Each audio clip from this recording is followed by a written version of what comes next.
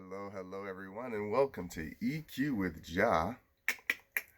So, as always, I'm sitting and I'm just thinking and reminiscing, and um, I love, again, I love feminine energy.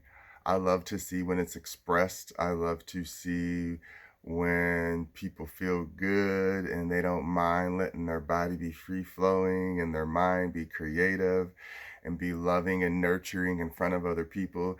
To me, this is what it truly means to be a feminist, to really embrace what your femininity is. I think as I grew up, me, myself as a child, I thought femininity was only associated with the biological female body as well as being a feminist. And then as I got older, I would meet men who are like, no, I'm a feminist. And I'm like, what does that mean, bro? Because I really didn't know. And I was around a lot of beautiful, strong heterosexual men who just love the death out of being a protector, being the divine masculine energy who knows, like, yeah, she could probably whoop my butt, but I'm still physically bigger. It's just one of those things. It's not taken away from the strength of their partner. It was just acknowledging, dude, at the end of the day, if I wanted to, I could just be like, phew. And that's a true thought as a masculine to know, like, my shell is bigger than my protector because the divine feminine lays within inside of our feminine energy, our mothers, our feminine partners, what we call our bottoms in the gay world, be it be lesbian or gay. The bottom is our feminine. That is the person who's the receiver, who's allowing us as the what we call the alpha or the phallic energy, the masculine, to take us, to receive us. And this is something that's precious to protect. At the end of the day, what I really learned femininity is protecting creation energy. If you protect, and I'm going to take it all the way through the pathology of understanding, and let's just start with gays. If we protect our bottoms, straight gay men, gay and straight men, because guess what? Straight men are the ones who like to demean our feminine gay men because they're insecure by what they taught femininity were. So me as a masculine gay male, I get to say, no, bro, I don't talk to your women like that, so don't talk to my bottom like that. You know what I mean? Don't disrespect my heart and my love and the thing I protect because you're insecure about what you've been taught how to love and protect. Now, what divine masculine heterosexual understands, I'm protecting this woman to protect my womb that protects her womb that protects our child that will be born so that we can create a cycle of life to continue on this earth. This is the truest form of being a feminist, protecting the things that receive all of the energy that never asks us to receive it, but takes it in and nurtures it anyway. I mean, think about what we plant into the ground. Whatever comes out of the ground, we learn how to utilize, but whatever we put in it, the earth doesn't ask to take it, but it still takes it and makes it into something. May it be a byproduct or something that grows because we understand the preciousness of taking care of our feminine creative space and energy in this realm, in this world. So I would applaud all people to remember if me as a gay man can protect my partner, that means that then we're protecting the feminine energy, which is our sisters, our mothers, and the feminine energy within our brothers and our fathers. Because remember, we are all feminine and masculine energies, but if we don't allow ourselves to express them naturally, then we put concentrated energy in one really hard thing, and concentrated energy in another, one really soft thing. So now these two things have to come together, somehow hold each other, and make something that's going to be able to facilitate both hard and soft. That's where you get the permeability of making something malleable. So now you have this malleable thing that's born into the world, and now it has the choice to go super hard and get a little bit more rigid, which would make it 75% more rigid and 25% soft. So now if you're seeking a partner because you have two parents who are super rigid, you're going to look for something that makes you feel soft. For me, that's what happened. My parents were very alpha, very alpha. So I have two rigid parents. Now that added an extra rigidness to me that now 75% of me is missing softness, but I have hardness. And in that place, I have 25% soft. Well, what's going to help me balance out is somebody who's probably 75% soft, seeming seemingly, and then 25% hard. This is what I just described. If you can visualize that as the yin and yang, that 25% that in one dot, the little black in the light, that represents that percentage. The same for the yin and yang. I mean, you guys get it. You can look it up. But the point being is that if you understand how to play with the, I call it chemistry of our inner, the energy, chemistry, energy, whatever, chemistry, energy, let's call it that.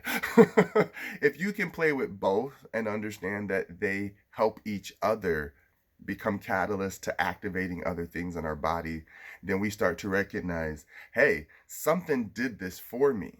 And if you go back and recognize what that something was, it was something that gave us life. And whatever gave us life always comes through a feminine process, which is going into something that is a deep, dark space. May it be a hole that we dig to place to see, or a hole in our body, however we want to play it. My content is meant for adults. If you watch it and you're not an adult, well, you're going to learn today. The point being is that we have to learn how to say, without creation, space, and energy, we don't have any masculine energy. We don't have any alpha. None of this exists if we don't allow ourselves to protect it. Do you understand that's what extinction is? Extinction is something that did not protect its divine feminine energy. Because had it protected its divine feminine energy, then the masculine energy would still be able to be reproduced. So in consciousness, you would recognize, why would I, as a male, gay, bi, or straight, put down a woman? Why would I not protect a woman? Come on now. There's a lot of gay men out there who think because they're gay, they don't have to protect women. And then they become the opposite of that, and they become misogynists. How are you going to be gay and a misogynist? How are you going to be gay and racist? How are you going to be gay in any of these things? Conditioning. If we allow the conditioning of our ego to prescribe everything to our life of how we dictate how we treat others, then guess what? We're going to keep replicating the same history of our father, all this founding father stuff. Even to this day, it bothers me when people say God is a man. Why? Why does God clearly is an energy? How God decided to separate that energy and make it a masculine and feminine, that comes back to the earth and the ethers and everything that works together to make something from tangible and theory or chemistry to physical, right? So we can't keep trying to use the image of what we think starts the lineage, because something started us.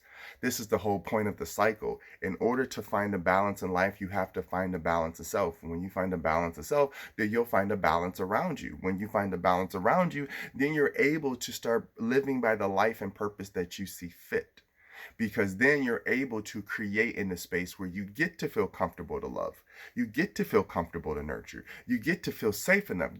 Let's get something straight. When we say we work hard and we hustle and we bust our butts, that's all of the hard masculine energy. But what are you working hard for? To be comfortable, to lay somewhere soft, to lay somewhere nice, to be in a place where you don't have to think about working so hard. That's why when something is penetrated or received, it seems like it's not that hard. But guess what? Something has to make way and make foundation for you to settle into. So that splitting away and breaking a new space for something else to come in and receive needs protection.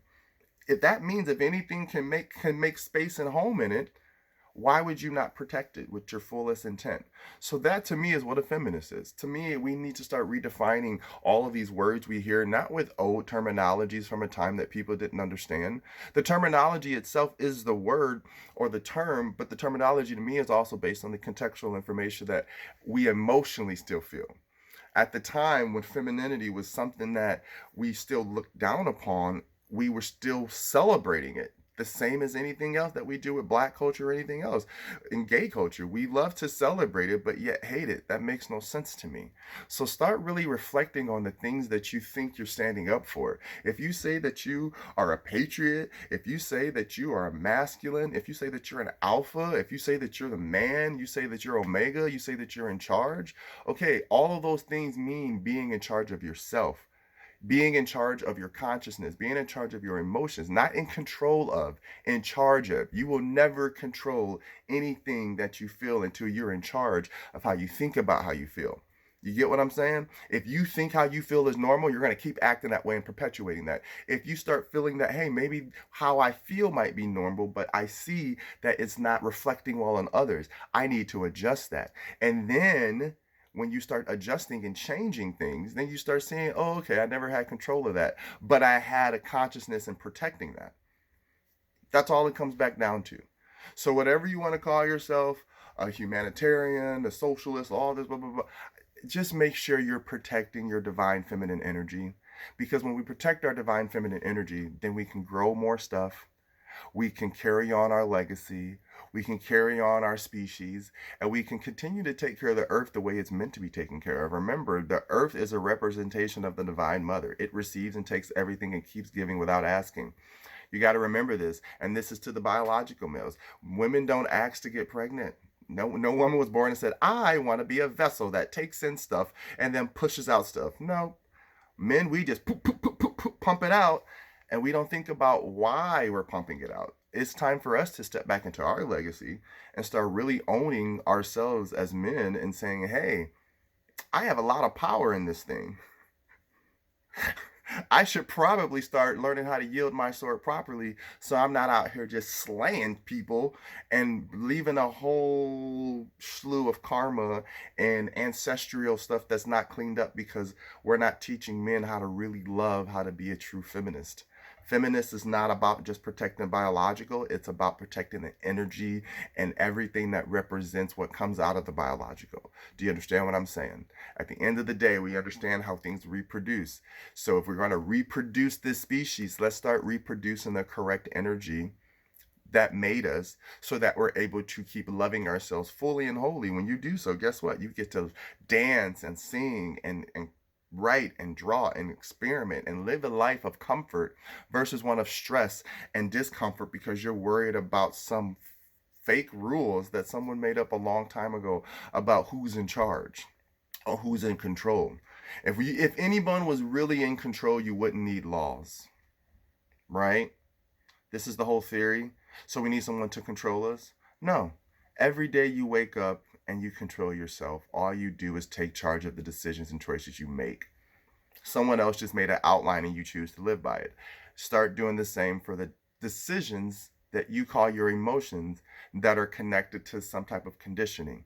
Ask yourself why you feel a certain way, and you'll start getting back closer to your own feminine energy. And then when you start giving yourself answers, not just a thought. I know a lot of people who can think out a well thought out thought and then they feel later. And then I know that I feel first and then I think a well thought out thought later. These are those people who are like, oh, dang, I should have said this. I do that. Then there's the people who say everything great, but they didn't have any feeling. And the person's like, wow, I feel detached from you. This is, again, the cycle of our masculine and feminine energies not communicating. It's not just on the outside, it's in the inside. So when we start again, embrace both halves of yourself so that you're able to love yourself wholly and fully, which is the process of synergy. Then you start reflecting outwardly what you're expecting to get back in return, which is love and compassion. Trust me, there's a lot of bros out there, dude. If you need a hug, I give you a hug. I already told people I got a man, even when I didn't have a man. I don't need nobody. I ain't trying to hit on nobody, but I see you might need a hug, bro. So if there's somebody out there who needs a hug, give them a hug. Start telling your friends that you love them. Start being conscious of how you talk to your masculine friends because it makes them feel good.